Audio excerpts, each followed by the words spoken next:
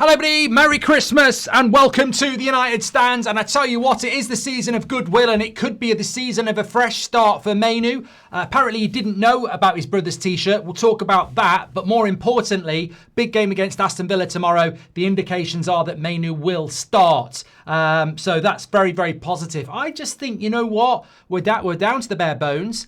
I still believe there's a good player there. Are we gonna just dwell on negativity and drama, or are we going to try and push through and, improve? And I think it's a positive. Also, two big updates coming out from Spain, one involving Marcus Rashford, one involving Ruben Neves going to Real Madrid. So that might not even be a possibility. We sit there, do we want Ruben Neves? Do we want Ruben Neves? It could be anything elsewhere as well. And also, Semenyo scores again for Bournemouth this afternoon. So, look, lots there. But let's start off with Mainoo. First of all, I suppose we'll get this out of the way. I suppose it's relevant.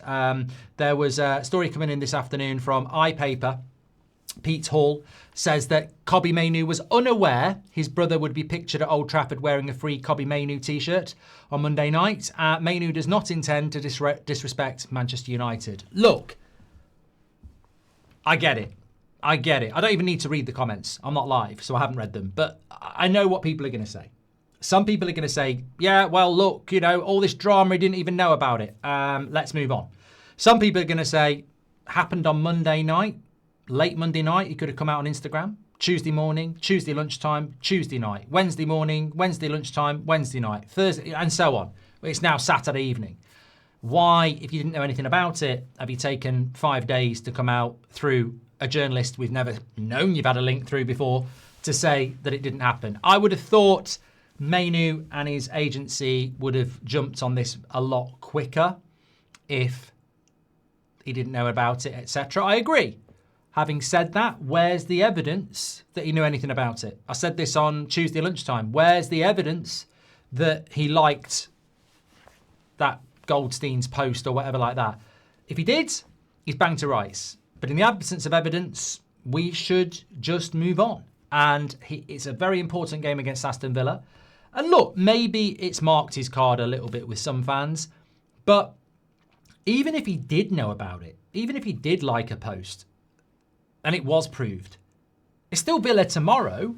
There can still be an apology. There can still be a moving on. I mean, look, Ruben Amorim said he didn't go in his office. So, look, there's a game tomorrow. He's been in training today. I'd love to see him in that midfield tomorrow. Man United get 3 points. Amorim is coming to town. I'd love to see that. I'd love it. It's Christmas and we need 3 points. And I don't want that gap against Aston Villa to get any bigger. So look, my stance on this is I'm really excited about the prospect of him starting. There's good indications that he is going to start. Got no idea what the formation's going to be, but if it's a midfield 3, you'd expect him to be in that. If it's a midfield 2, maybe we push Bruno to the 10. I certainly don't think he'll play Bruno and Mainoo together, but if he starts tomorrow, and I just have that feeling as well, regardless of rumours, I just have this feeling he will start. It's sort of the last, it's a fresh start, and it's the last throw of the dice at the same time. Transfer window's open in a couple of weeks. You're into that midfield, Casemiro's suspended. What can you do? And my message to Mainoo would be, you've got to be as focused and ready as you can be. This is your first Premier League start of the season, and it's nearly the end of the year. You've got to be so focused, so ready. And I wouldn't even be trying to do stupid stuff. I think the big problem with Man United's midfield is the simplicity, the discipline. Hold your position, do your job, move the ball. And I think that, a 7 out of 10 just doing your job would be so different to what we've seen in that midfield over the last few months. So I don't even want him to reinvent the wheel and score goals like he did against Wolves. Just do your job, do it well, do it disciplined, and you will stand out better than what we've had anyway. So, look, I'm very excited about it, and hopefully it's going to be enough. But look, the naysayers will say, it's Aston Villa, they're a very good team, they're better than us. If he plays in that midfield and we get beat, it will just prove a point. And maybe it will. However, what an opportunity it is. And imagine for a moment that we win tomorrow and we play well and Mainoo plays well and Amorim's smiling after the game, and you sort of go, whatever's gone on before, and look, there will definitely be a post-mortem of that, If Mainoo plays well tomorrow and we win, obviously I'll be one of those people like many of you going, well, this is what we said. Why didn't you do it? However, what's more important? him being in the team and Man United winning. And I'm all for the fresh start. So let me know your thoughts on that. Also, just on the midfield, if Mainoo was to go or Ugarte was to go, there has been talk of Ruben Neves coming to Manchester United. He wants to leave Saudi Arabia and come into the Premier League. Well, reports from Spain this afternoon say that Real Madrid have emerged as a possible January destination for Al Hilal and Portugal midfielder Ruben Neves.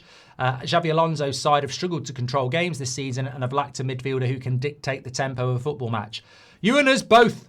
Neves could offer a quality that doesn't exist in the current squad. That just makes me even more intrigued in a Ruben Neves deal, because if Real Madrid are looking at Ruben Neves because they want somebody to control and dictate the tempo, I mean, this is exactly what we need. Somebody that can control, when we go 1-0 up and there's 10 minutes to go and we can't keep possession, when we can't get the ball into the feet of Cunha. I mean, this is exactly what we need. So, I mean, some people were turning their nose up at Ruben Neves. As I said, there's so many things that tick the box. The price, Premier League proven, Portuguese, but also the fact that he's 28, 29 in a couple of months. And it sort of goes against this Ineos over 26 policy, which I think we need to, eliminate as soon as possible. So, but maybe we won't get him. Maybe it's just paper talk. Maybe we're not in for him. But look, maybe that's something to sharpen the minds of the people who think we shouldn't get him, because I definitely think we need to bring a midfielder in. Also from Spain, look, good news. The worst news is that they send him back. Another report from Spain that Barcelona increasingly likely to trigger the 26 million clause to sign Marcus Rashford from Manchester United this summer. He's doing well. He's been especially important to Barcelona with Rafinha being out injured. So, look, I mean, this is just good news. Marcus Rashford is on a very high wage. The last 2 years at Man United haven't gone well. And although there was probably a time where you'd be expecting to get at least double that, he isn't a 23-year-old prospect anymore. He's into his late 20s. And he's not playing in the Premier League. He's playing for Barcelona. He's doing well. Fair play. 26 million wage off the bill. It's probably the best. I mean, I still think it's a sad story. I don't think it's the way it should have gone. And I think you can talk about entitlement and youth and all that. And, Marcus Rashford could probably help Manchester United on that if he ever wanted to, on how things go wrong for these young players. But look, it's a good move for him and it'll be a good move for us. And the concern was maybe Barcelona might play silly games and not want him. But hopefully it will lead to a permanent move, because it just eliminates a problem in the summer. And we don't have a lot of time in the summer either.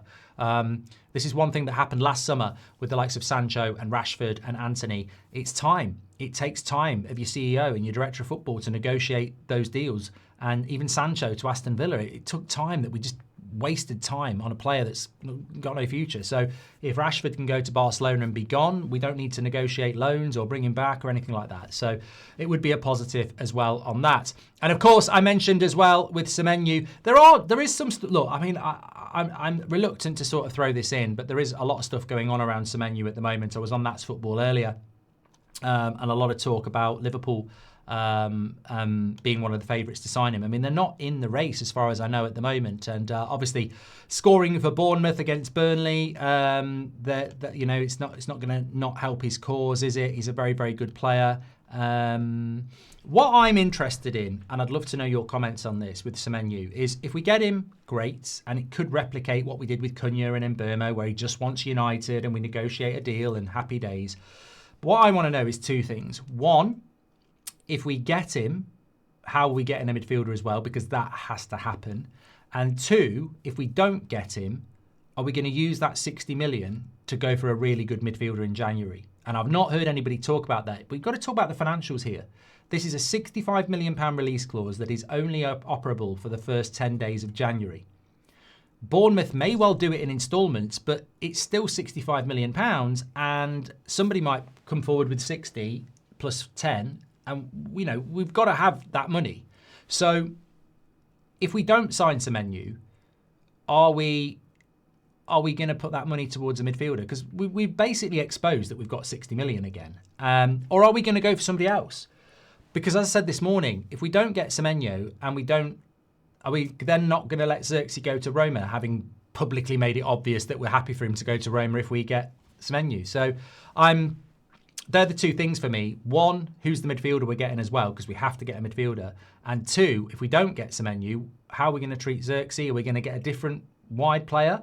Or are we going to leave it and are we going to spend that money on a better midfielder? So that's where I'm sort of thinking. It's exciting to be in for him, but there must be a midfielder coming in. And what we're going to do if we don't get him, they're the things that I'm interested in. Anyway, get your comments in. What are your thoughts? Are you happy Mainoo could be starting tomorrow? Are you willing to sweep it under the carpet, the T-shirt stuff, and just leave it? I certainly am, and I'm excited about him starting tomorrow.